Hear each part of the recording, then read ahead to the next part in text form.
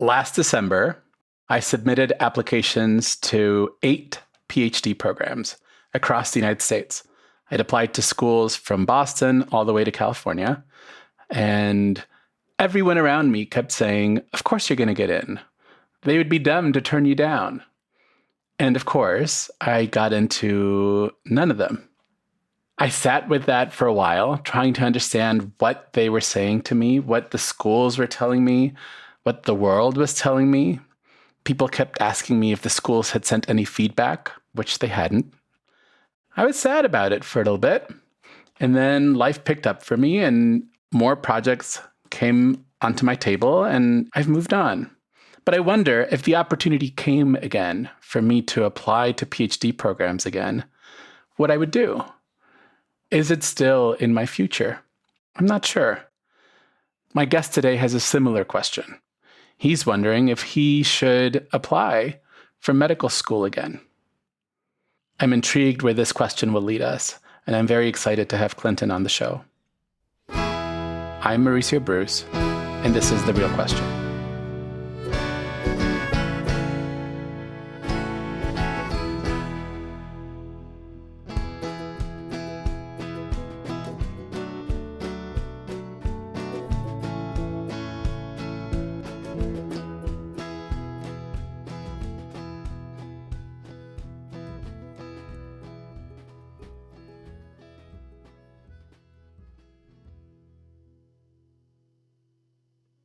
Hi, Clinton. Welcome to the show. Hi, thank you for having me. I'm very excited to have you here. Me too. I haven't been on many podcasts, so this is going to be not a complete first, but a little bit of a first. What other podcasts have you been on? My friend started a Grey's Anatomy recap podcast, which lasted for a few seasons and was very fun through the pandemic, but very different. I mean, we could do a Grey's Anatomy. You would have to do it. I don't know anything about Grey's Anatomy. There's enough content. You'd have years of material, so. So if you've been listening to the show, you know how we start. I'm going to ask you, what would you like to share if you could share anything? My boyfriend says that I am a theater kid who never did theater. That's probably a pretty good summary of who I am. I'm someone who also loves the math and sciences and I'm quite good at it, but I definitely bring theater kid energy. I've also will say, I'll be the first to say that I'm really annoying, but like in a joking way, but not so joking. So those are probably two things you should know about me. Okay, noted. But you have brought us a question, and so I would like to hear what that question is. The question is, I guess more specifically, if a second medical school opens up in British Columbia, should I restart the application process and try again? Okay. You need to sort of lead us into that one. Talk to me a little bit about the context. Try again. You've tried before. Why is this involving a second medical school? Yeah. Tell me a little bit more. Medical school was always the dream. I had this fantasy of like being able to pull over when I see an accident and actually be able to help and, care for people. And I've always wanted to be in a helping field. And I always thought I might be a pediatrician or a pediatric surgeon. So an Alex Karev, if you're a Grey's Anatomy fan. So I applied for 5 years in a row, applied cross country everywhere I was eligible to. But for context, I studied an engineering degree. And so engineering degrees, you're doing like 7 courses, most semesters. So I finished with an A- average, which I'm very proud of. But you need a 90% plus nowadays is like the average acceptance rate. So even though I started a small business and it's been going quite well, my non-academic study application always got marked in the highest category, but my academics is what held me back. So even 1 year during COVID, I did 5 university courses while working full-time. I got an A+ in all of them to boost the GPA, but it didn't really make much of a dent. So I formally gave up after 5 years of applying. And I was like, this is it. I'm going to work in my business for now. Did some career counseling over it. And now all of a sudden, a second medical school in BC might open at SFU, Simon Fraser University. And I think it's the same in most places. But when you're considered in province or in state, if you're in the States, you are favored when you're applying to post-secondary. So the medical school in your province is always the most likely one you'll be accepted to. So the question is, with more open seats, should I apply again? Should I write the MCAT for the third time? The application takes, if you're starting from scratch, I would say easily 80 to 100 hours to fill out. You have to basically tell them every cool thing you've done since high school. And then you have to have a verifier for every single one of them. And they don't like it when you repeat verifiers. So there's a lot of contacting people and are they okay with what you said and the hours, and you only get like 150 characters and every letter counts and that whole process. So should I restart that again when my business is finally at a point where it's starting to make a little bit of money, like I'm making a living wage in Vancouver, and it's letting me live a pretty good lifestyle? Okay. Thank you. There's a lot of information, and I sort of have to organize it and go through it. Yes, for sure. Sorry, that's very overwhelming. No, it's okay. But just sort of in basic pieces, you have a business which is doing well. You applied to medical school in the past, and you were not accepted. There's a second medical school which would give you more possibility. And so, given the weight of this application, 80 to 100 hours to complete, should you try and open up this dream again? Also, the weight of studying for the MCAT, which would be several months. That's a 6.5, 7 hour test you have to write. And it would be several months of studying for those who aren't familiar. So, and when was the last time you applied? How many years ago? How long has it been? I would guess, I think it was 2022 for the 2023 intake, because you have to apply a year in advance. So the applications are typically due September for the following August intake. I applied 3 years ago. Yeah. I would say. And just one more clarifying question. Yeah. If you were to decide to apply, would it be applying this September for next year or applying next September for 27?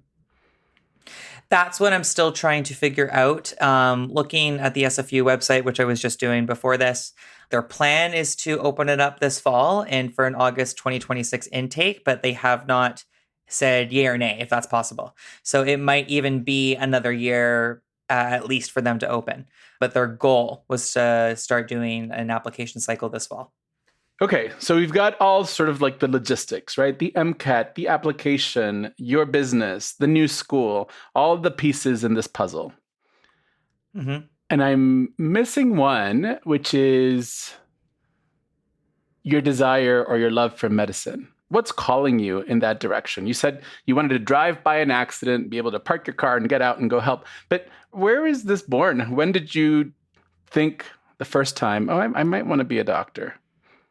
The first time that comes to mind was in elementary school. We were doing a beginning of career planning assignment, and we had to pick a job, and it made X amount of money and made the very 11-year-old beginnings of a budget. It was just something that the teacher could then tell the parents of they expressed interest in this job, and I chose doctor because it made the most money out of the options. Good reason. I think so, and so that's what 11-year-old Clinton picked. As we kept going through school, I got really good at the math and sciences is what I focused on. I teach math and sciences now in my business. So I really leaned into the math and sciences, and it felt like a way to connect with people. I'm very chatty, and help people, which is very rewarding, and still use the math and science skill set that I had.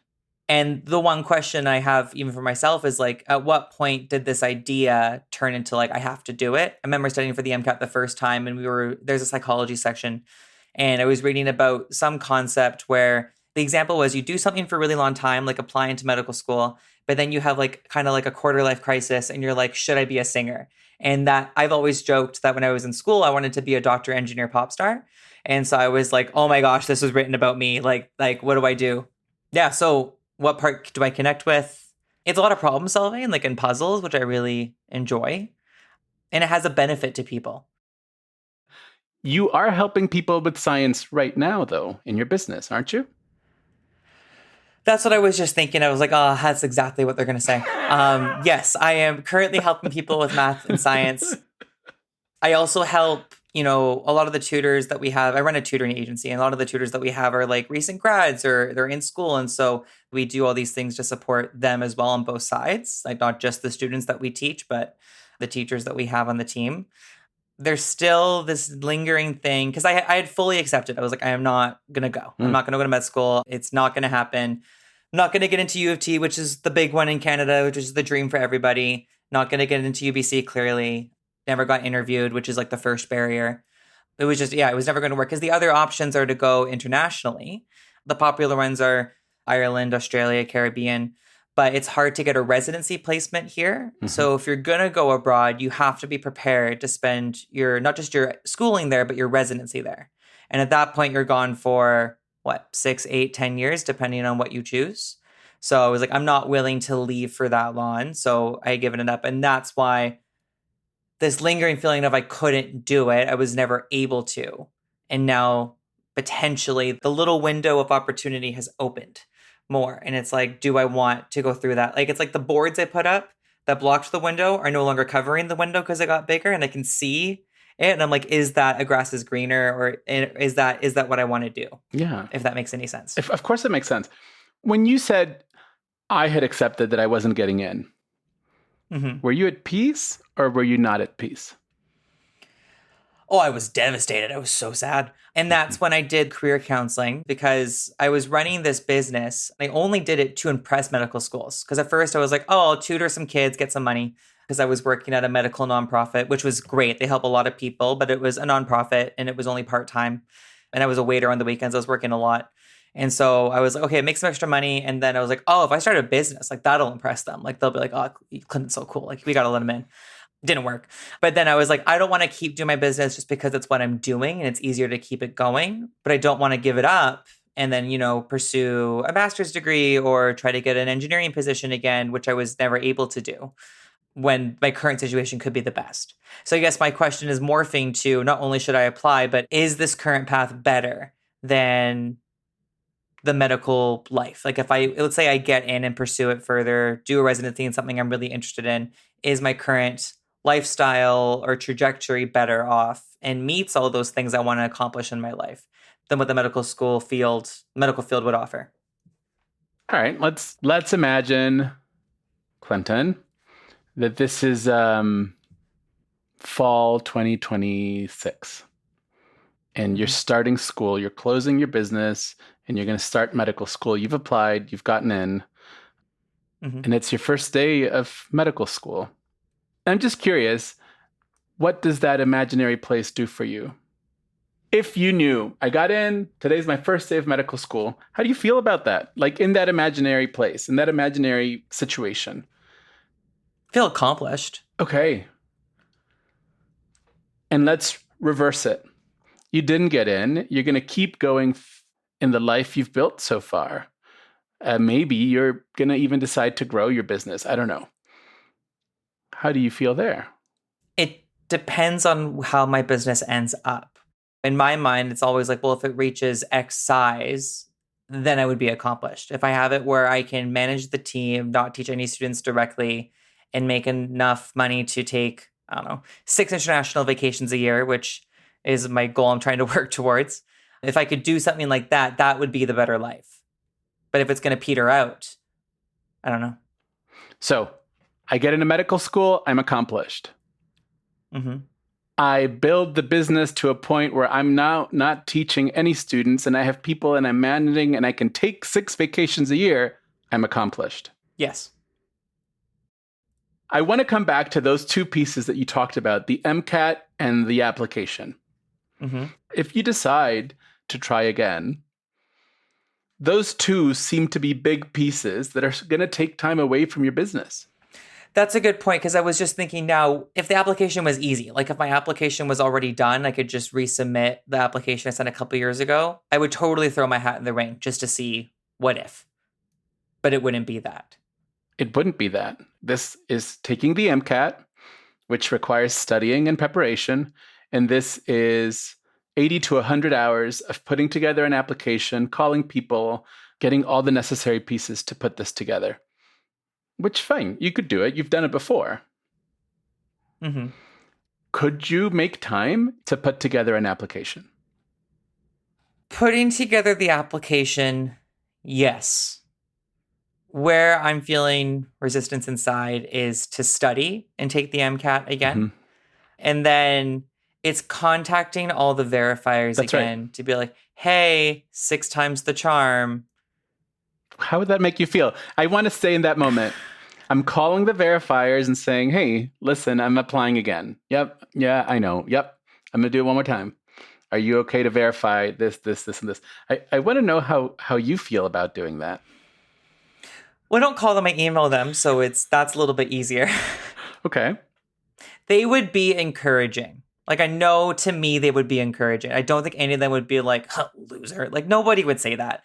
Like, they would all be encouraging, but I don't know. I don't know what I'm feeling. The fear, terror comes to mind. Wait, I'm going to stay with, they would be encouraging, you're saying. But I'm wondering how you would feel writing that email to them. They're encouraging, but there's this, you just said it, loser. Where does that live? What part of you says that? The part of me that was very vocal about like high school, university, like I'm going to apply to medical school, did all these decisions around it, and then had to tell everyone I couldn't get in. And then the kid who then was like, okay, I'll get an engineering job, and then for some reason couldn't when his friends did. Keep going. That kid, the one who feels defeated. Yeah. This Clinton that sort of tells the world and then sort of has to pull back because what he told the world didn't manifest or didn't occur or didn't come together or whatever the reasons are.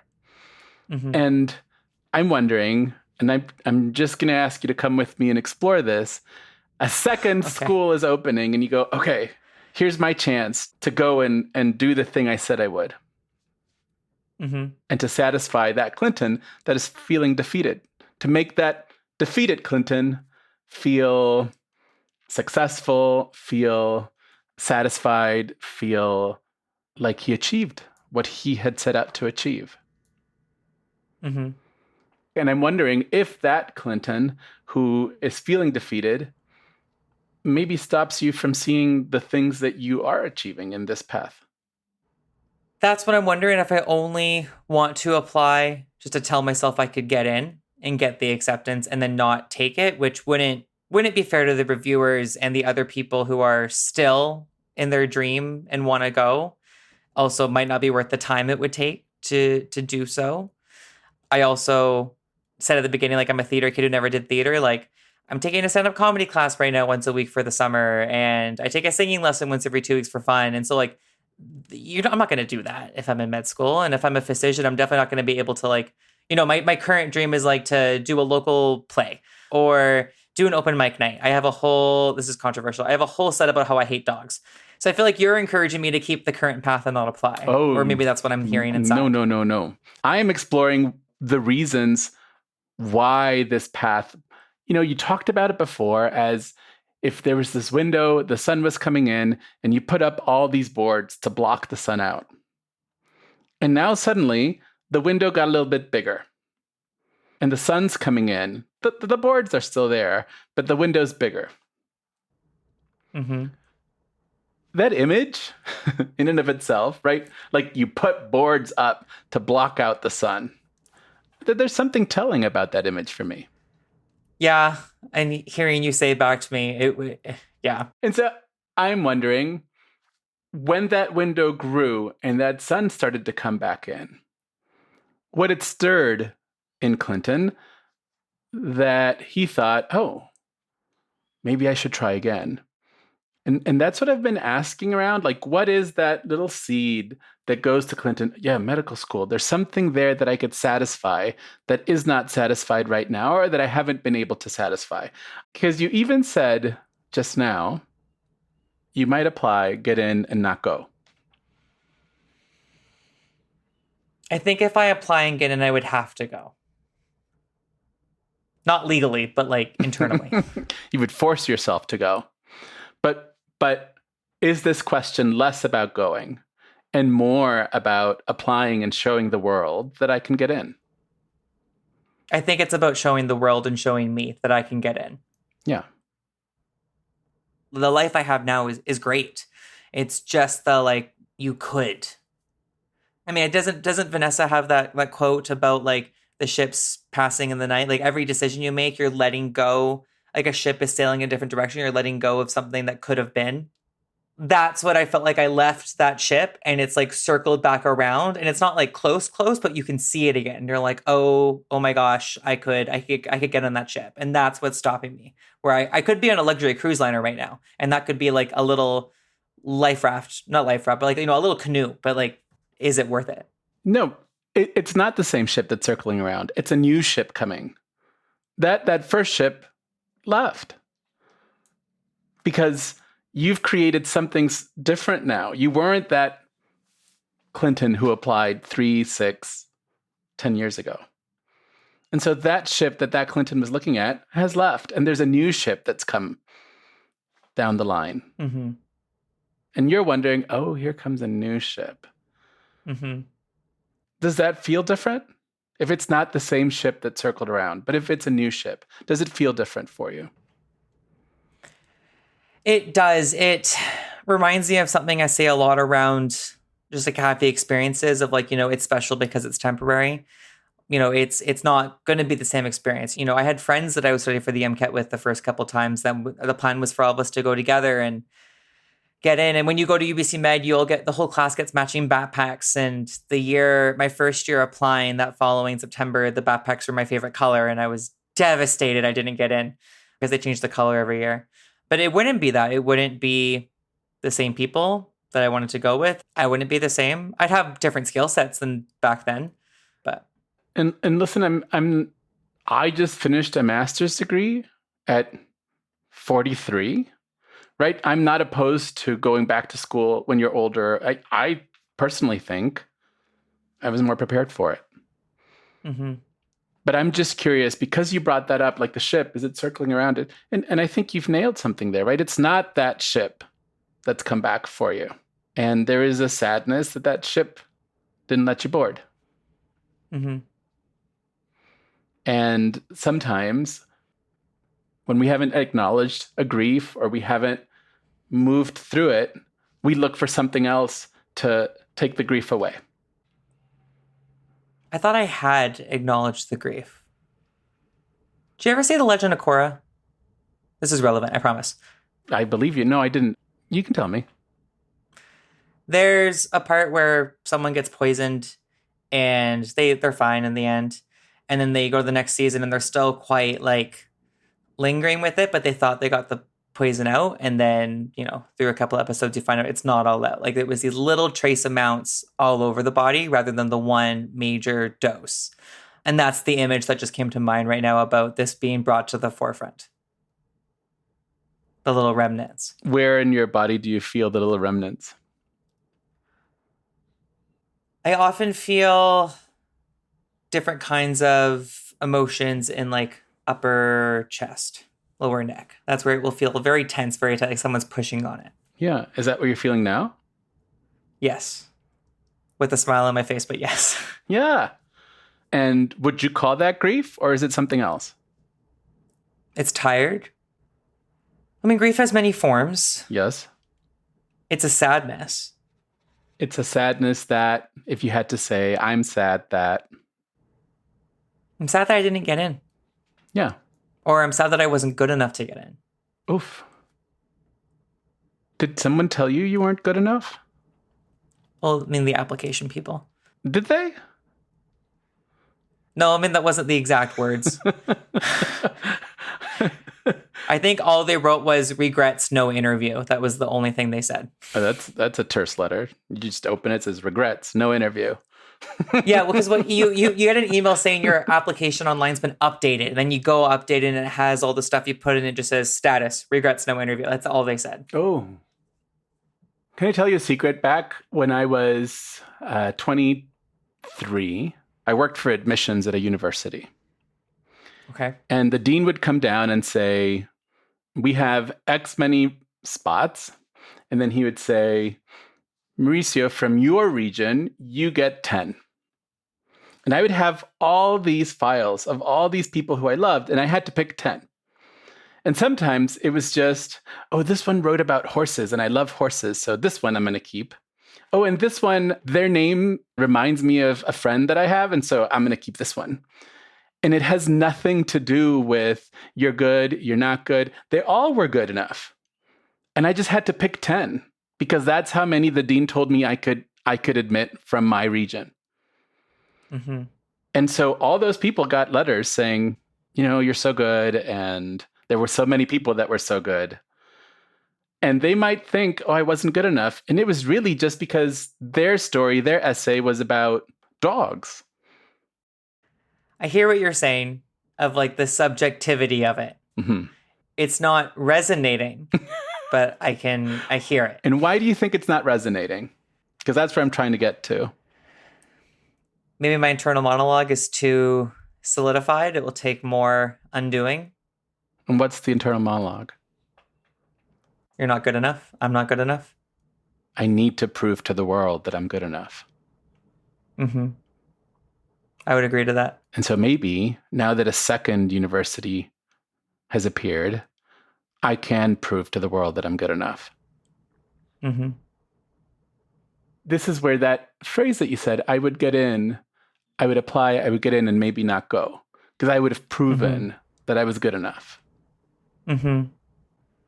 And there's a lot of stuff I could say right now. Oh, you've built a business. Aren't those things good enough? And your brain's still going to tell me, no. I think what this is leaving me with is the sadness or tiredness or grief or whatever we want to call it. Yeah. Was more there than I first thought. Yeah. The one thing I'm being left with is like, I need to explore that grief a little bit more. It's not quite as gone, or maybe it's like a chronic illness where it flares up or something. I don't know. It's flared up at the moment. Yeah.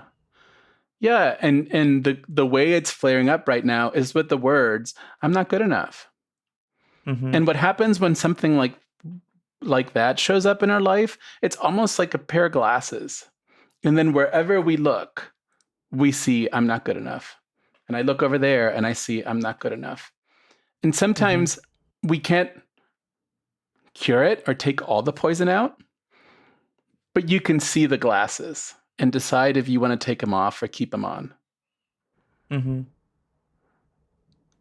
Like you might, if you want, just find 3 places in your life right now where you are not only good enough, but brilliant. And they don't have to be things that you had to go get a master's degree to be able to be good at. Because I firmly believe that we are all good enough just by existing. And I understand that to your story, that doesn't mean anything. But I hope that after our conversation, after everything we've explored, you could just put a little bit of thought into, what am I brilliant at? Not good enough, but brilliant. Mm-hmm. I'm going to write that down. Because I'm pretty sure you could find more than 3. And I'm pretty sure we continue exploring that for our whole life. Mm-hmm. Right? And now you're doing singing and you're going to go into theater, and there's things that you're still discovering about yourself. And it all didn't just sail away on that ship. I'm someone who loves external validation, and so I'm trying to become more internally validated, which is a journey. It is a journey. Do you have people around you who externally validate? Yeah, I have a very loving partner who's always trying to, celebrate my wins and friends and support a family, and I'm surrounded by a lot of love. But who's the voice of authority? The UBC Medical School reviewers. The voice of authority should be me. But that turn that you made there, I'm so used to looking for validation on the outside, for looking for places in the world where it can remind me that I'm worth something, or that I'm important, or that I'm brilliant. And it's a shift to try and find that validator inside. It's about taking your power back a little bit. Mm-hmm. Right? Like, you decide. They don't get to decide when you feel good or when you feel down. I hear you. I'm trying to internalize it. But it is my job to go back to the question that we started this show with. Mm-hmm. Where we asked, If a second medical school opens, should I try again? I'm not looking for a yes or no answer. I'm looking more for how you're feeling about the question right now. I think the question to me has morphed into a question about grief. And so what I'm feeling is I need to explore that more. And I have a brilliant life already. So regardless of what I pick, it is enough now. It's beautiful.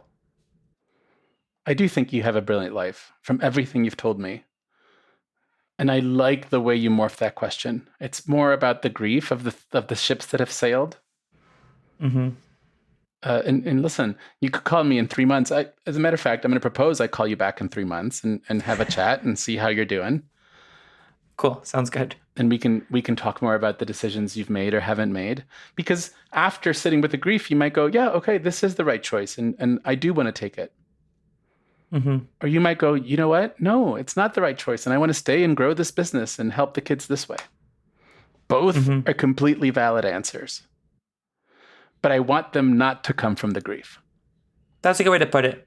To not come from the grief, which I think it is right now. I think so too. To let that ship sail and then make the choice.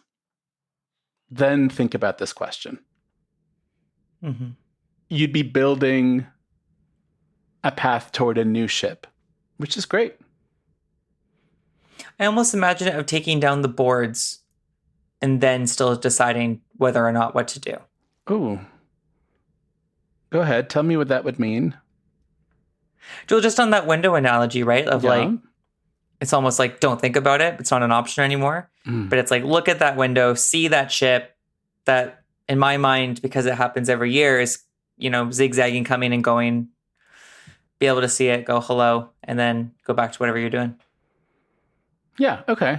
Take the boards down, sit at your desk, look at the ship that's coming. Mm-hmm. Thank you so much for leading us on this journey. I don't think this is where you planned your question to go, and I'm so glad that this is where it went. Isn't that your skill, though, to bring it to places that we didn't plan it to go? I came in wanting a life coach. It's not should I, it's you should. That's what I wanted. Yeah, wrong show. Yeah, wrong show. I'm so happy to meet you. I'm so happy you're part of the Should I family. Yeah, I love it. I love all the shows. And I'm excited to see where you're going. Take down those boards and sit at the window, and we'll call you in a couple of months and you can tell us what you've thought and what you've pondered and what you've decided. Okay, cool. And if I become a pop star in the meantime, I'm going to stick with that. So, yeah, please do. Thank you, Clinton. This has been The Real Question. Our show is funded through our Patreon at patreon.com/realquestionpod. I'm going to stop insisting that you come to our Patreon, but you should. Another way you can support this show is by leaving us a review on Apple Podcasts or wherever you're listening. Reviews are really important to get this show to other people, so please leave us a review. You can also follow us on Instagram and Facebook at Real Question Pod. We're always looking for more guests, so go to our website, realquestionpod.com, and submit a question. I would love to meet you here on the show and have a conversation. We love to shout out our BFF tier patrons: Renee Underhill, Amanda Schramm, Christina Igu Brandon, and Jackson Paul Keeley. Thank you. We are Not Sorry Production. Our co-executive producers are Vanessa Zoltan and Ariana Nettleman. We are edited and produced by Ariana Nettleman. Music is by Nick Bowl, and we are distributed by Acast. Support for the show comes from the Fetzer Institute. Thank you, Clinton, for joining us today. Thank you for your energy. Thank you for your passion. Thank you for your vulnerability. Thank you for leading us on this journey to sit there and look at all those passing ships. And thanks as always to our wonderful team: Julia Argy, Nikki Zoltan, AJ Yaramas, Anissa Ahmed, Danny Langley, Courtney Brown, Casper Turkile, and Stephanie Paulsell.